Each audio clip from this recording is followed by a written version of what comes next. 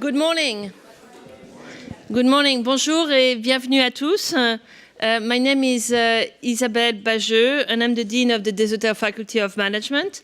It is really my pleasure to welcome all of you for the launch of Professor Corey Phelps' new book, Cracked It: How to Solve Big Problems and Sell Solutions Like Top Strategy Consultants. Thank you to all of our guests for joining us today. I'm delighted to introduce our two speakers for the day. First, our man of the hour, of course, Dr. Corey Phelps. He is an associate professor of strategy, Marcel Desauteurs Faculty Fellow, and associate dean of executive education at Desauteurs. He's a frequent keynote speaker, corporate trainer, and consultant on topics of strategy and innovation. So far, his latest book, Cracked It, has sold several thousand copies worldwide. Just to let all of you know, you are welcome to purchase the book with our friends from the McGill bookstore at the table outside of this room, and Professor Phelps would be happy to sign your copy following the event. We are equally delighted to hear from our moderator this morning, a dear friend of Desauteurs and McGill, Mr. Mike Ross. Mike is a 2011 graduate of our MBA program.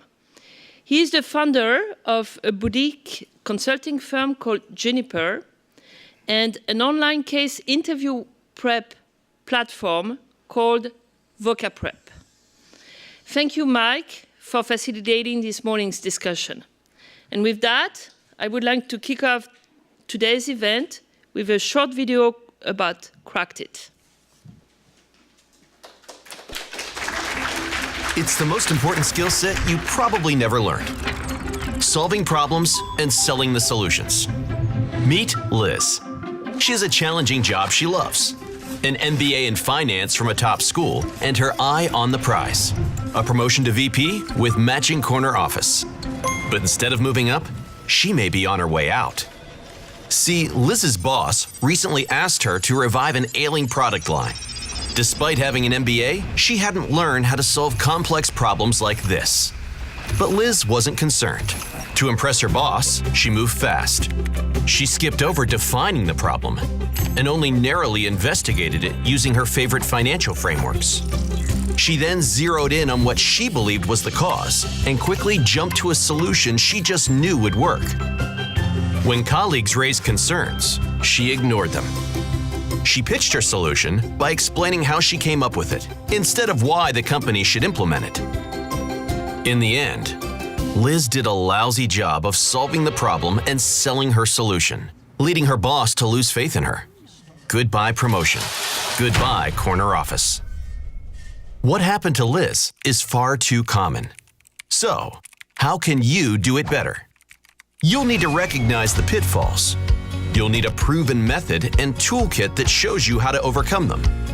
And you'll need a set of experienced guides to show you the way. Cracked It: How to Solve Big Problems and Sell Solutions Like Top Strategy Consultants by McGill University professor Corey Phelps and HEC Paris professors Bernard Garrett and Olivier Saboni. Available now. To learn more, visit crackeditbook.com.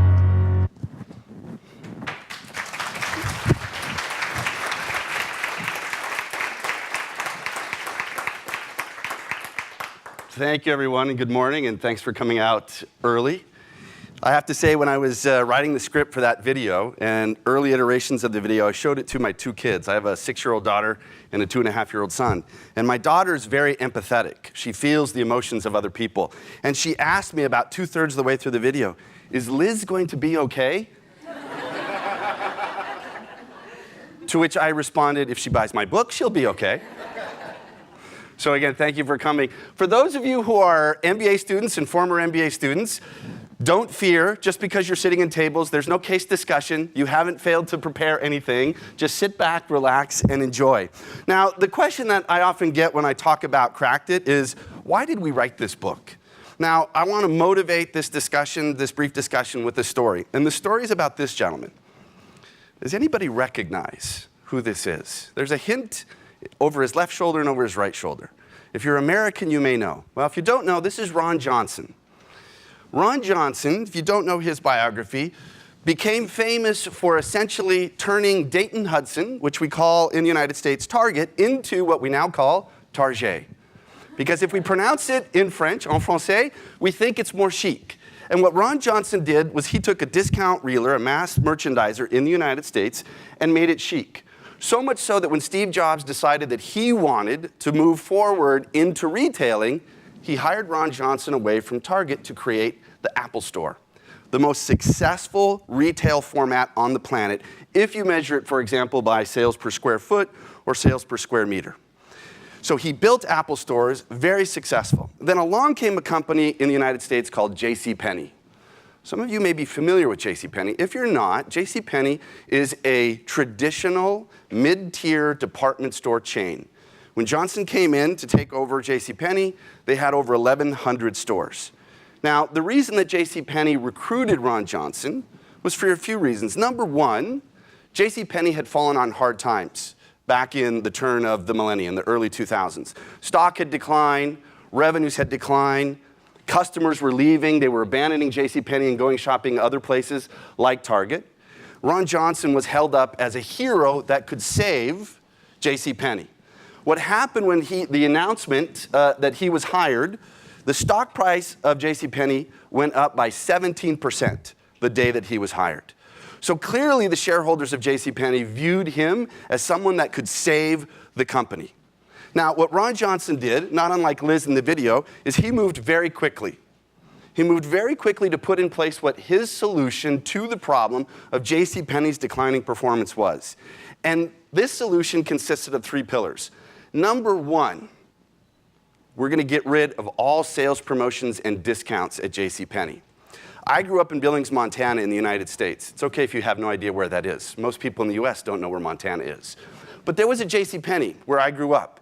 And I remember going there, shopping there with my mother as a child, and I would often go to the clothes rack, and what I would see was I would see a price with a red line through it. Then I would see another price below it with a red line through it, and another price below that with a red line through it. And then finally, the real price.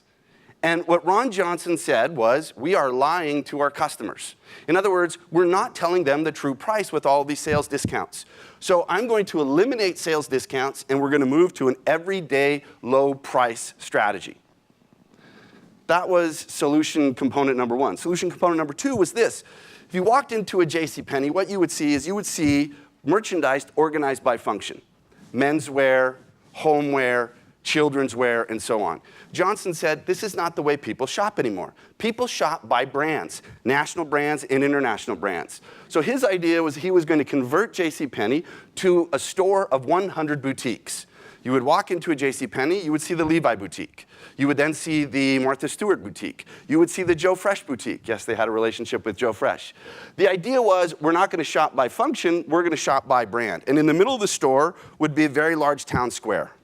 That was component number two. Component number three was he needed to reflect these changes in the brand.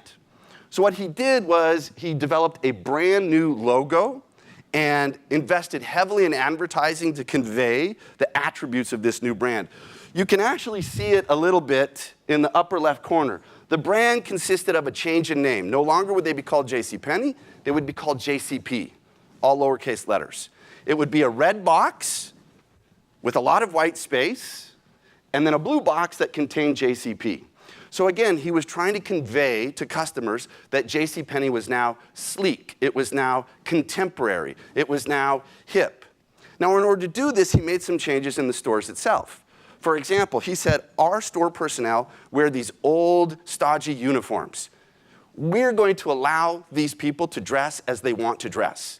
So if they want to dress in very fashion-forward merchandise that we sell at JCPenney, so be it. What we're also going to do is we're going to get them outside the cash register. We're going to give them tablet computers, and we're going to allow them to be on the floor, the sales floor, and check out people on the sales floor. These were the basic elements of his solution. Now, what I can tell you is, as the slide says, something went horribly wrong with this solution. It went horribly wrong because if you look at the end of the era, the Ron Johnson era, just a year and a half or so after he was hired, the stock price went from $34 a share before he was hired to $14 a share. It lost 60% of its value. A few other statistics. Number one, same-store sales during the Ron Johnson era fell by 25%. This was one of the most dramatic drop-offs of a retailer anywhere in the world. He spent nearly $1 billion to roll out this solution chain-wide between the advertising campaign, the 100 boutique store mat, and moving to the everyday low-pricing sales strategy format. It was a disaster. Now, one of the reasons was disaster hit very close to home for me. My mother, as I said, used to take me to JCPenney to shop. I want you to imagine if you're a middle-aged mother in Billings, Montana, going into a store to shop for clothes for your child, and a 22-year-old dressed in very fashion-forward, hip clothing approaches you with a tablet computer and says, "Ma'am, can I have your credit card to check you out with the clothes that you've purchased?" Not at all. My mother would look at that person with horror and say, "I'm not giving you my credit card." The point of the story is this. Johnson never bothered to validate any of the assumptions that he made about his solution.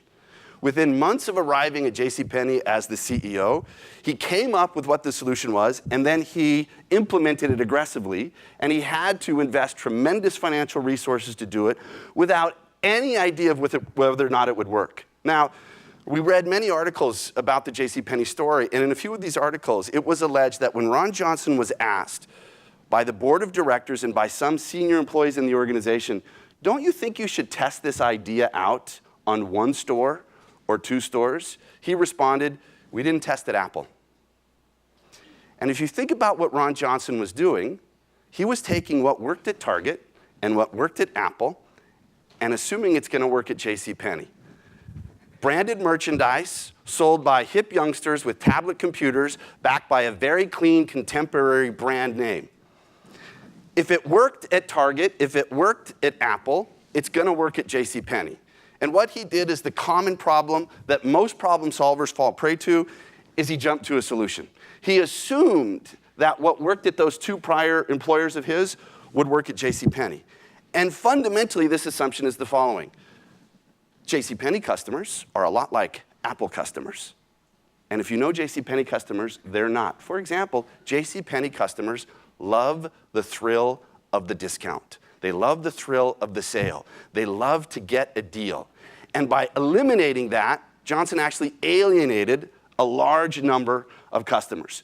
So in the end, he had a solution, but he did a terrible job of validating whether or not that solution would work, and this is a classic trap that we talk about in the book. Now, this could be a one-off story. This could be an exaggeration, an outlier, so to speak. But what this does raise the concern about is this more endemic? In other words, why should we care about solving complex business problems like Ron Johnson tried to do at JCPenney? So I want to give you some information, give you some statistics to help you think about this. So there was a study published in HBR a few years ago by a leadership consultancy. And what they did is they surveyed over 300,000 managers worldwide, and they asked them a basic question. What competencies do you need to succeed as a leader? Regardless of industry, regardless of geography, regardless of level in the organization. And this is what came out.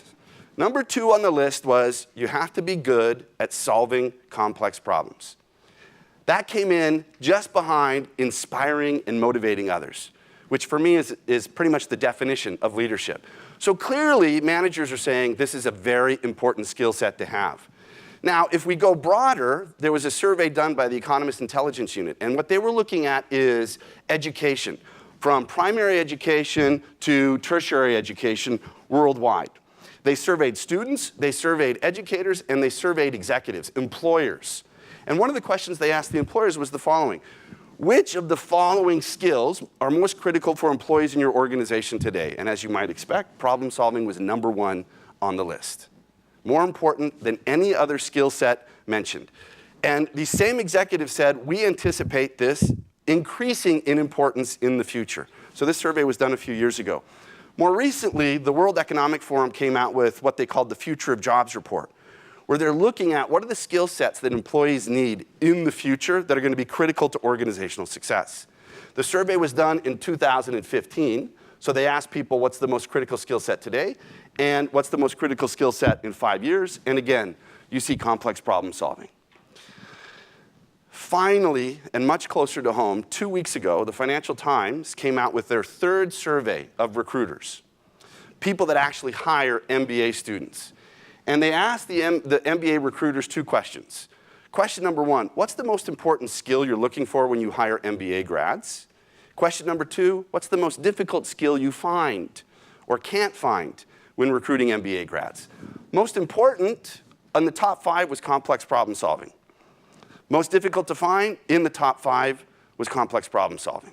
So what this is telling us is that complex problem solving is extremely important. Whether or not you're a manager, a supervisor, a frontline employee, we need these skill sets. And if we believe the Financial Times and their survey of recruiters, this is difficult to find. And it wasn't just the Financial Times. Bloomberg had a similar survey, and what they found in asking recruiters of MBA grads, what's the most important skill set and what's the one that's the most difficult to find?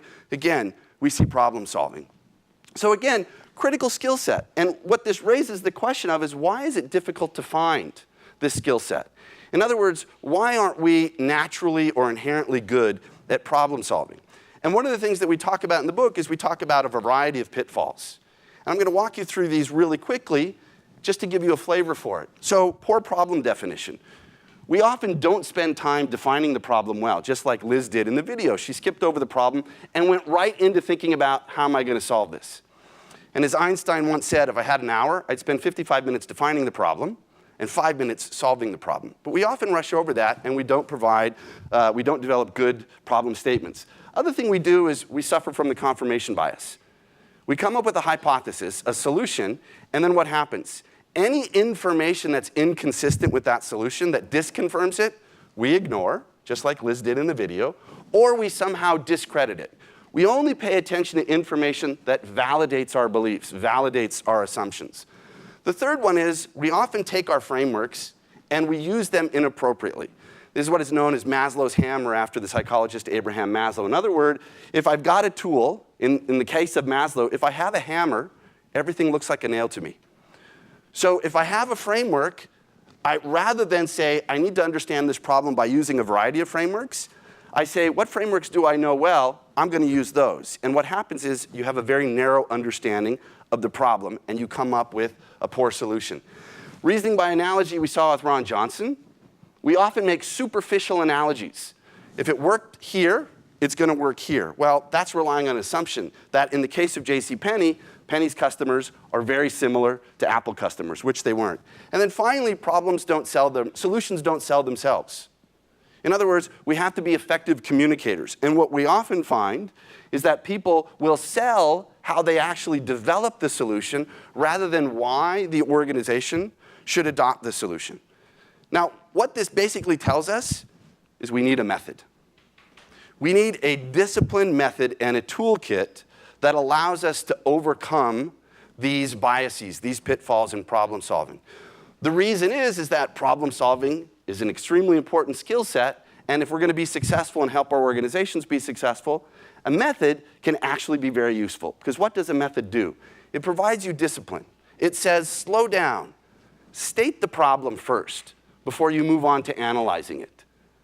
It gives you a structure, and that structure gives you confidence. Some of you in this room may have had a similar experience I had.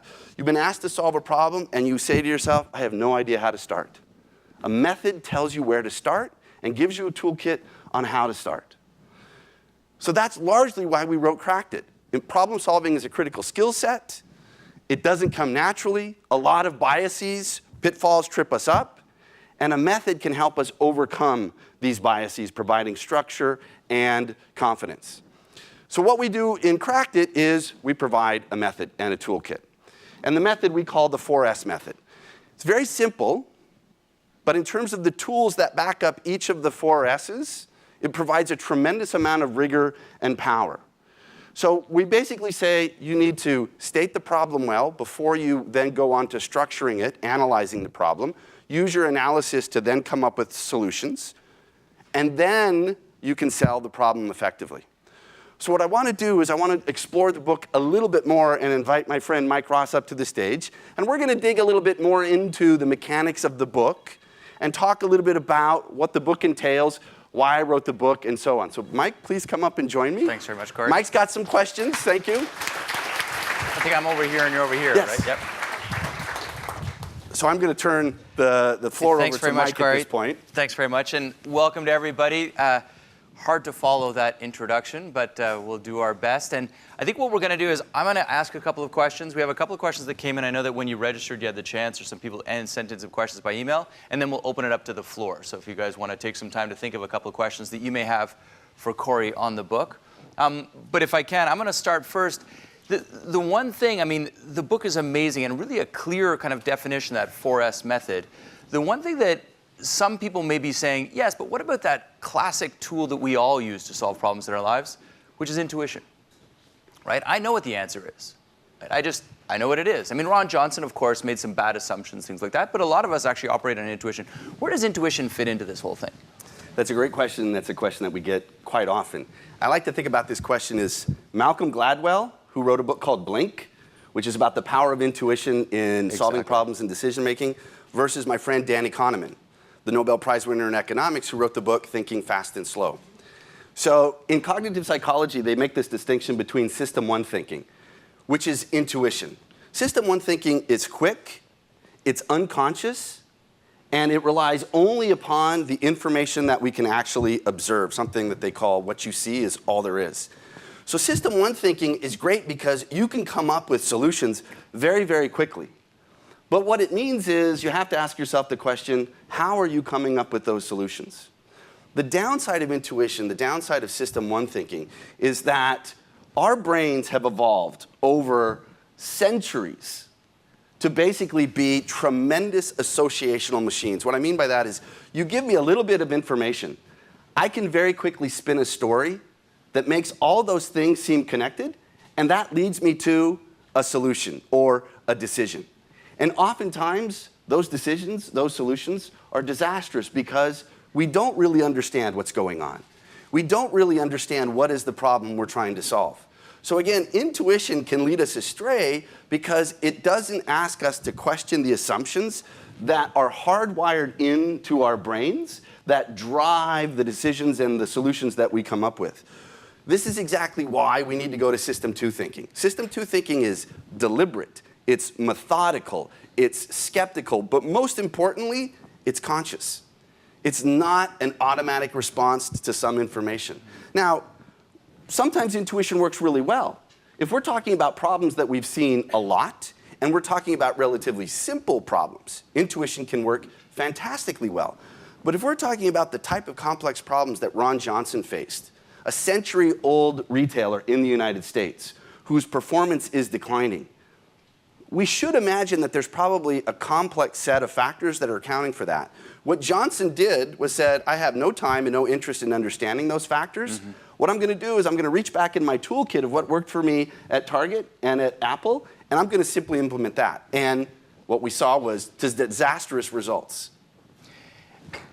Yes, okay, but I feel a butt coming on. Yeah. But not all of us are gonna be, well, not all of us are or aspire to be top strategy consultants, right? Hopefully not all of you are aspiring to be top strategy consultants. That's a good job. We're not gonna. And not all of us are gonna run, gigantic retail empires, right? So is this a book just for those people? Is this a book just, I mean, it's a bit of a lob of a question, right? But the idea being, like, is this a book where anybody can use this thing, or is this something that's only when you're doing this really complex, you're trying to design a sales strategy for Target or JCPenney or Apple or whatever it is? Yeah, and again, I think that's a great question. When we went into the book was very much inspired by our MBA students when I was a faculty member at HEC Paris, because my two co-authors are faculty members there. And it was very much designed to help these MBA students get positions in top strategy consulting firms. Right. What's happened over time is we started to write the book and we had conversations with people. It really expanded our thinking, and it really became clear to me here at Des Hotels. So a few months ago, I was having a conversation with a colleague of mine, Jiro Kondo, who's in our finance area. And Jiro has a very precocious, extremely bright daughter. And Jiro, I put a notice about the book coming out on my door, so he was curious. So he bought the book, and he actually gave it to his daughter, his 9-year-old daughter. Now, when he told me this, I thought, why are you giving this book to your 9-year-old daughter? We didn't write this book for 9-year-old kids, but his point to me was the following. Look, the method that you have, which is slow down, state the problem, that is, come up with a question that helps you define what the problem is, and then start to figure out what's driving or causing the problem, another structure it, and then use that insight to solve it. She said to her father, Jiro, this was really valuable. This was really useful. So what did I start doing? I have a 6-year-old and a 2.5-year-old. So I'm teaching them the 4S method. And what I find is that it works really well because, again, my 6-year-old daughter, she will listen to a little bit of information and she will immediately jump to what she thinks is the right course of action, the right solution. And oftentimes she's wrong. So what I'm doing is I'm working with her on trying to say, okay, slow down. What's going on here? Why do you think this is a problem, Chloe Rose? What do you want to do with this? What would success look like? What would alleviate your frustration? And it's usually, I want to watch more Paw Patrol, but that's a whole separate conversation. But again, what we found, I think, is that precisely the value of the method is in the discipline that it provides. And I'm not asking my 6-year-old daughter to remember the 4 S's. What I'm asking her to do is to be a bit more methodical when she faces problems that she has at school, sometimes with other kids. So, Chloe Rose, what is the problem? Why are you having this conflict with this friend in your class? And getting her to sort of think through it. So, again, this is a very big challenge. We as human beings, we have to solve problems all the time. And what we've learned from decades of research is that we are not hardwired. We have not evolved to naturally be able to do this. And this is exactly why I think we need a method. And if the 4S method stops people and says, I need to slow down and be a bit more methodical, and as a result, come up with better solutions and better decisions, that, we hope, is the promise of the book. Cool. Well, if it's 6-year-olds, then probably the rest of us can access it and benefit from it as well. I want to go to one of the questions that came in ahead of time, and I know that a lot of people sort of have a little bit of a question around the behind the scenes of this creation of the book, right? It's not every day that you write a complex problem-solving book with 2 other authors.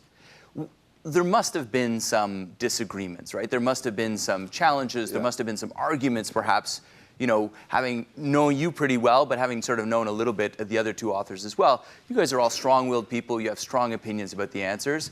Let us in on a little bit of sort of some of that behind-the-scenes stuff. What was the biggest disagreement that you guys had? You know, what was the biggest fight that happened as you guys were building the book? Fight.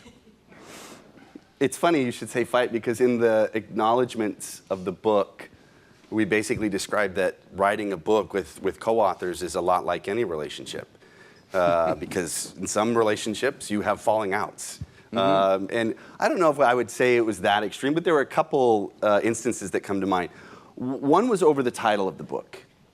And because in the title of the book, in the subtitle, we say, like top strategy consultants.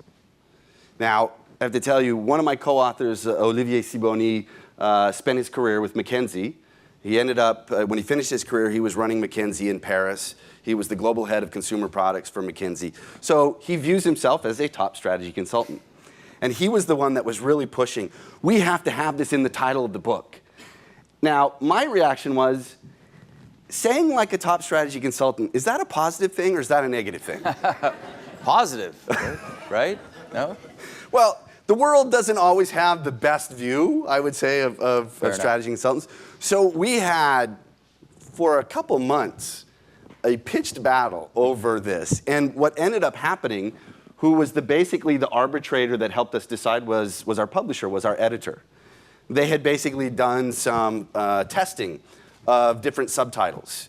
And they basically came back and they said, look, we think that actually that's going to strengthen the positioning of the book, then weaken the positioning of the book. So at the end of the day, we let our editor adjudicate this difference that existed between the co-authors. The second one was over something more substantive about the content of the book. In the book, what I like about the book in terms of the toolkit is it combines 2 different approaches to problem solving. The traditional approach of strategy consultants, which is very deductive. So in the book, we talk about issue trees and hypothesis pyramids. It's deductive because if you're going to decompose a problem into sub-issues, things that you think are potential causes of the problem, you have to have a theory. You have to have something that says, this could cause a drop in stock price. if you don't have a theory, you can't do an issue tree. You can't do a hypothesis pyramid. There's an alternative approach to solving problems, which is inductive. Inductive meaning we're going to actually build a theory from scratch, from the bottom up. And that's where design thinking comes in. So I'm actually speaking to the choir because Mike Ross and I teach a course on design thinking here in different executive programs. And design thinking is very much a toolkit that says, if you face a problem that you have very little insight into, the first thing you should do is you should invest in trying to understand that problem from the perspective of the people that face it. So for example, in the case of JCPenney, what Ron Johnson and his senior leadership team should have done is spend a little time out in JCPenney stores talking to customers and trying to find out why they were abandoning JCPenney, why they were going to competitors, trying to understand the problem from the perspective of the customer, and then use that to build a theory about what's causing these performance problems, and use that to inform the solutions. Now, this view of deduction versus induction, this created a conflict in the group. Olivier coming very much from the consulting side, very much from the deductive toolkit. I'm coming from the innovation side, very much from the design thinking toolkit. Bernard was sort of in between. This is the problem when you have three authors. There was someone stuck in the middle. Bernard was sort of, I see one view, I see the other view. But it did create conflict. And in the end, I think I was able to convince Olivier that this needed to be in the book. So now there are 2 chapters that are dedicated to the design thinking approach to problem solving in the book, which I think are a great complement to the more traditional strategy consulting approach.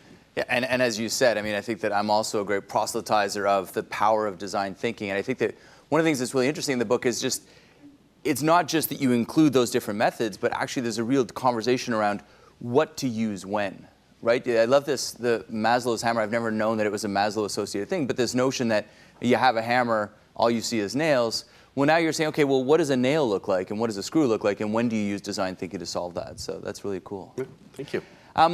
The last question for me, and then we're going to open it up to the floor, right? So again, get ready with some good, hard questions for Corey.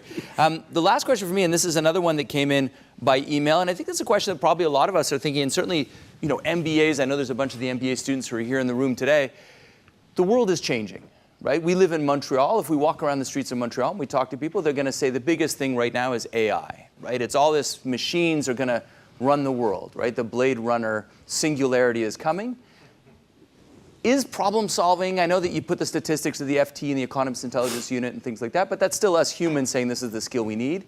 Is this type of problem solving still that necessary? I mean, aren't we just going to press buttons on our phones and then all the answers will come to us? Yeah, that's a question that we get a lot. In fact, I was just in Paris for a week doing some things around the book, and I was in a taxi with Olivier. We were on our way to an event 2 nights ago, and we got into this very heated conversation about AI. And it was really around sort of simplifying, thinking about the impact of AI on human beings. And most of my training and my doctoral program was in economics, so I tend to think about things through the lens of economics. In economics, we talk about substitutes and we talk about complements. And what this raises the question, is AI going to substitute for human beings, for human reasoning, for critical thinking, for problem solving? In other words, is it going to replace us? Or is it actually going to be a complement? Is it going to benefit us? Is it actually going to increase the value of human judgment? Now, Olivier has an extremely strong position on this, very much on the complement side. I tend to be a bit more, I try to be a bit less ideological about it and try to say, look, in some places, it will replace us. Things that can be, that machine learning and other AI tools can predict by ingesting a tremendous amount of data. To the extent that they can do better than human beings, then it's going to replace us. But if we think about complex problem solving, AI is not going to be there to notice a problem. It's not going to be there to design or, define the problem. It's not necessarily even going to be there to structure, to choose which analysis to perform. For me, AI is largely a toolkit. There are various tools, largely based about prediction, that we can use. But at the end of the day, human judgment, I think, is still going to be hugely important because, again, there's going to need to be a human being or a collection of people that actually define, structure, and then use the predictions from AI, and then at the end of the day, also solve these problems. So I'm a bit more optimistic than I am pessimistic about the role of AI, but certainly it will take some jobs away. But I think what's going to happen is it becomes even more important that we invest in building people's problem-solving skills.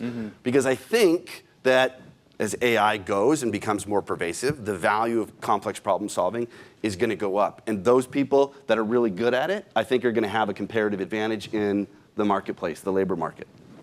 It's interesting to think about how, that slide you have, this sort of jumping to solutions, right? The stronger the tool you have to do the solve moment, right, to solve it, perhaps the more tempting it is to just jump to that moment, because you say, well, we have this beautiful machine that I just press the button and out comes the problem. But actually taking the moment ahead of time to structure and to think about and just, define, state your problem, perhaps becomes more important in that case. All right, so now's the chance for all of you. I know that there are some people who are watching this on Facebook Live. So if you are watching on Facebook Live, feel free to send in a question by Facebook or Twitter, right? I think that we're receiving questions as well.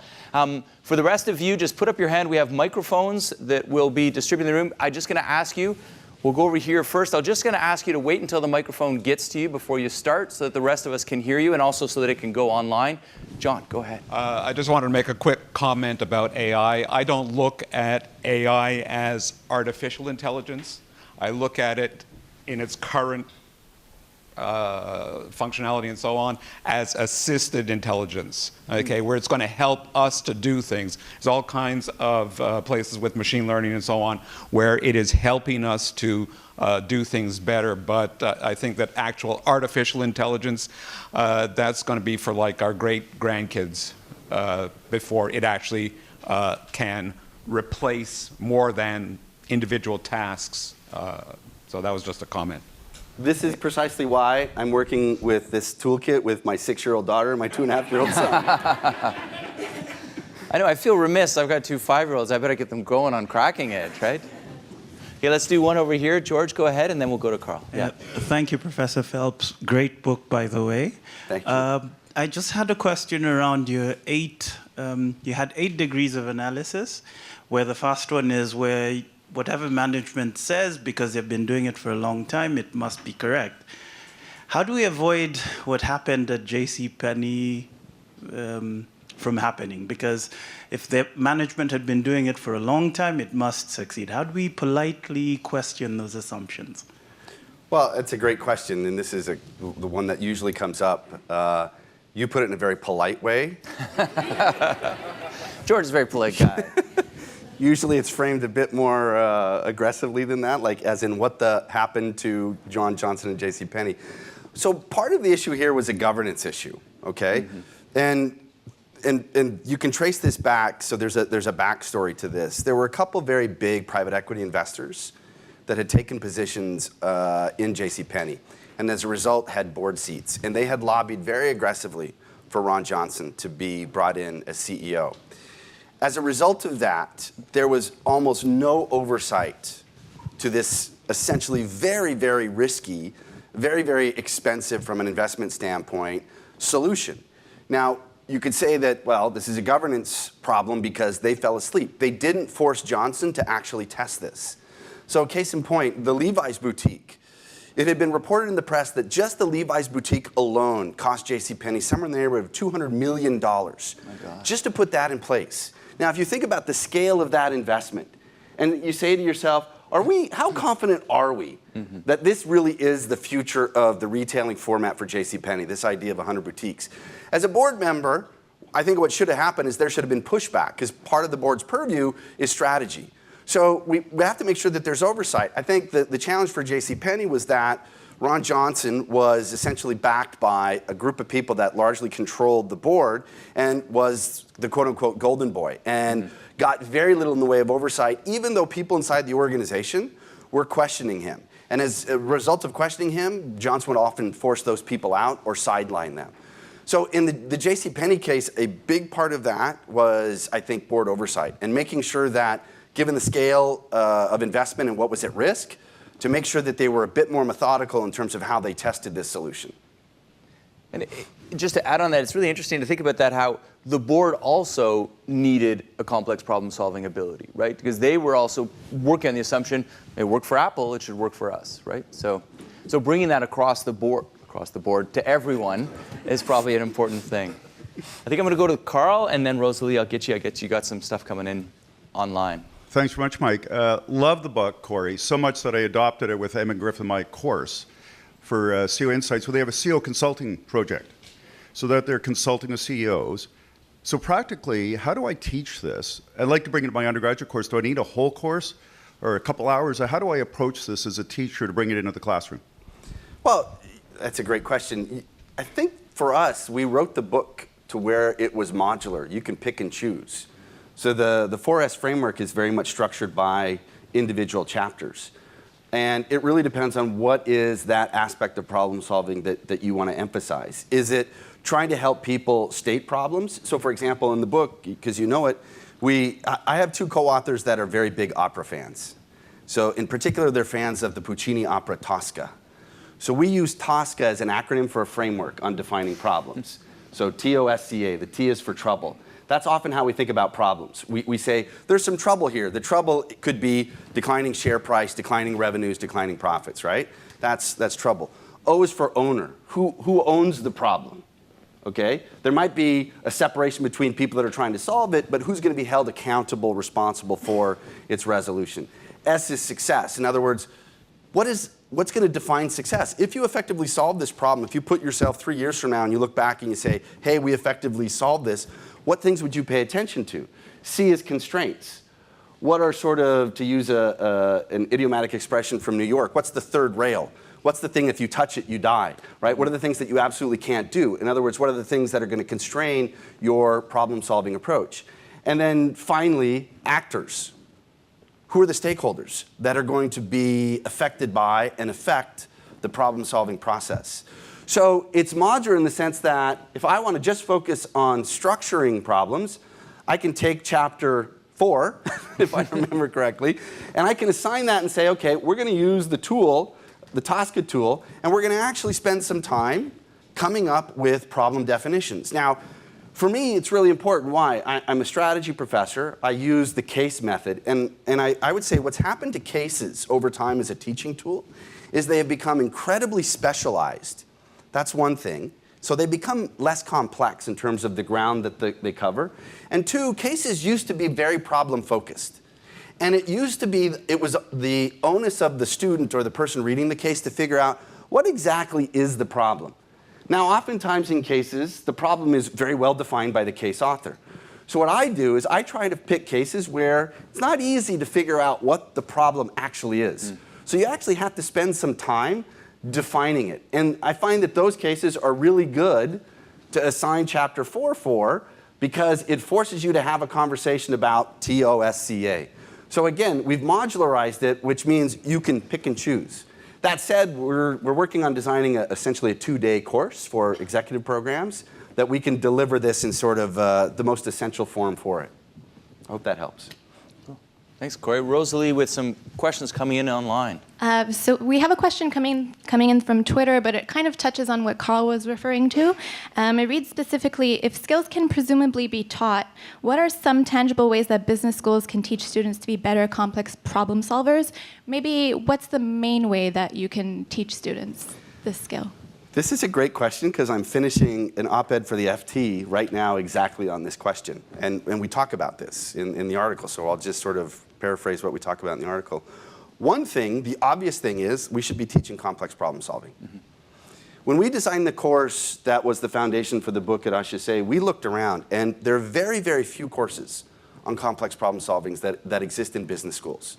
Okay? So the first thing we should be doing is, if it's a skill, which I believe it is, and I also believe that skills can be taught, then we should be teaching the skill set. We should not assume that it will come naturally as a byproduct of students taking a class in finance or accounting or strategy. So that's one thing. The second thing is we should be giving our students tremendous opportunities to solve complex problems. Now, that may mean changing our pedagogy. It may mean changing our pedagogical tools. For example, the cases that we use, that we assign in courses. We should have cases that bring complex problems, where the problem is not very neatly packaged and specified by the case offer, that requires the students to draw on a broad variety of tools that come from outside maybe that particular course that they're teaching. That could take the form of a capstone program, for example, or a capstone project. Okay, so we've got to be teaching this. We've got to be giving more opportunities, both in classes and outside. We've got to be changing the tools that we use. Now, I will say at Desautel, one of the things that we do that I think we do better than a lot of business schools is the design of the integrated core does that to a great extent. Because we have core classes that are designed around themes, topics, rather than narrow specialized disciplines like corporate finance or financial accounting and so on, it requires the students to basically, in real time, bring to bear different frameworks that they're learning from these different classes. The second thing that we've done here, it's sort of an experiment that I'm doing right now, is we've put in place, I'm using the term integration Sherpa. What I mean by that is I am leading the evening students, the PMBA students, and the daytime students, and I'm doing reflection sessions. And the whole purpose of these reflection sessions is to give the students an opportunity to think about how the different tools and frameworks that they're learning in these different courses actually fit together. Because my point is, when they're back in the real world, when they're back as a manager, no one's going to come to them and say, I've got a great corporate finance problem for you. I've got a great HR problem for you. No, I've got a problem, and it's probably going to require a little bit of corporate finance knowledge, a little bit of financial accounting knowledge, something about HR, something about strategy. So we need to be spending the time to get people comfortable with integrating different tools, concepts, and frameworks, because that's what's going to help them be better at solving complex problems. Cool. I think we have time for maybe 2 more questions. So let's go one here, and then we'll do one there. There you go. Thank you for the presentation. You mentioned governance, and that made me think immediately of a current problem with the Governor General of Canada. So I'm looking at public and political application of your process and method. And of course, this is a business school, and I've been trained in business, but I work in public and political. And I would be interested in perhaps suggesting how this might be used as a case, because you're stepping outside of business, but something that, of course, we have access to all that data if we want to. I'd be interested in your views. Yeah, well, as I mentioned earlier in the conversation, I think this framework, this method is applicable regardless of setting. It doesn't have to be a for-profit setting. Anytime you find yourself working in an organization and you find yourself tackling a complex problem, having a disciplined method is going to be useful. So regardless of it's private sector, if it's government, if it's NGO, anything, I think the toolkit is going to be useful. I think one of the challenges that bringing this toolkit and this method to life in most organizations is basically allowing people that are solving the problem the time and space they need to do it. Now, Mike and I, we get this pushback a lot with when we teach design thinking. The process takes time. And we all know in most organizations, time is a luxury that most of us don't have. And what this does is this encourages you to speed up the problem-solving process. And just like Liz in the video, what that often means is that we skip over some really important steps. We very quickly zero in on a solution we think we're going to work, and we focus on implementing it. Why? Because our boss or our boss's boss is telling us, I need this thing done, I need this thing solved tomorrow. So having a method is part of it, but being able to sell this method, to get buy-in inside the organization, to allow time and space to use this method to be more disciplined, that's going to be as important as the method itself. Those two things have to go hand in hand. And I wouldn't say that it's necessarily that challenge is more pronounced in the public sector versus the private sector. I think it's a challenge in all sectors. Cool. And last question from the floor right here. Hi, Corey. Hi, Robert. I read the first 100 pages of the book. I'm someone who's been involved in complex problem solving for quite a while, and I think it's an extremely important contribution to this field, and I really think everybody here should read it because it should be a requirement. My question is, as someone who has been involved in complex problem solving, I found in going through a process of defining the problem, often the problem is emotional in nature. So when we drill down and drill down and drill down, often it's because, well, we don't trust each other, there's no trust here, lack of communications, we work in silos. But the problem is that emotions are processed unconsciously in the brain, and we're often not aware of their existence and some of the negative behaviors it might produce. So my question is, in terms of the methodology you propose and the complexity of emotional problems, where does that fit? I'd love for you to comment on that. No, again, I think it's a great question, and I absolutely would agree with you. There's, to a lot of complex problems, there are these emotional components. So go back. If I think about structuring a problem, structuring is really about what are the analytical tools you're going to bring to bear to understand it. Having the strategy consulting toolkit says, I need to have a theory about what could be the underlying causes of problem. To the extent that we're dealing with a problem, let's say, for example, it's a problem about divestiture, okay? We're going to exit a business. And we know, or we should know, we should have a theory that says there are going to be some substantial complex emotional problems around this. We can expect a negative reaction potentially from the people that are working in that divested unit. We can expect emotional reactions from their suppliers and so on. If we have a theory about this, then what can we do? We can assess that from, let's say, for example, an issue tree standpoint. We can essentially say, these are going to be potential causes. And what that does, it opens up a conversation that we can have about how do we address those in our solution. I think that it's not just the emotional pieces, it's being able to have a broad understanding of any phenomena, of any type of problem, and bring to bear that knowledge to say, look, given the nature of this problem, we anticipate having these emotional reactions, and therefore we can design a solution with those potential emotional reactions in mind. The challenge is that we often skip over that step. And as a result, we pay very short shrift to the emotional components of a complex problem. So again, our method is agnostic to the issues or the causes that are involved in a problem. But what it does require is that you have a broad enough skill set of people working on the problem that someone's going to be able to see what the potential emotional components are. And then that opens up the conversation around how could our solution actually address those things. So again, it goes back to being disciplined and methodical, and something that as human beings, we don't naturally do very well. We like to just jump immediately to the solution. All right, I'm going to allow myself one last question, and then we're going to move to the post-chat part of this. You mentioned reflection and how you lead your PMBA and the MBA students in reflection. The book has been a tremendous success so far. Reflecting on that, right, from your perspective, what is it that you hope for the book? Like, what's the impact that you hope that it has out there?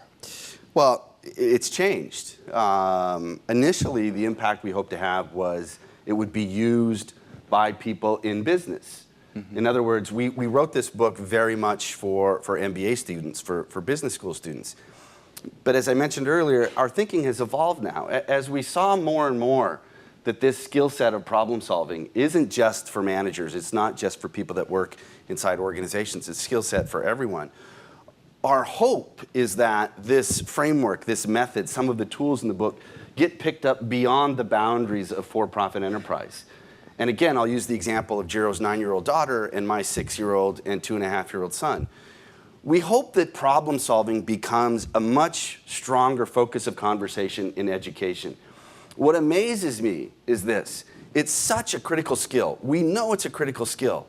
But if I look at education, it's not just in business schools. If I look at education, primary education, there's not much in the way that's being taught and opportunities being provided for people to solve complex problems. It's almost as if we assume it's going to happen naturally. And what we know is it doesn't happen naturally.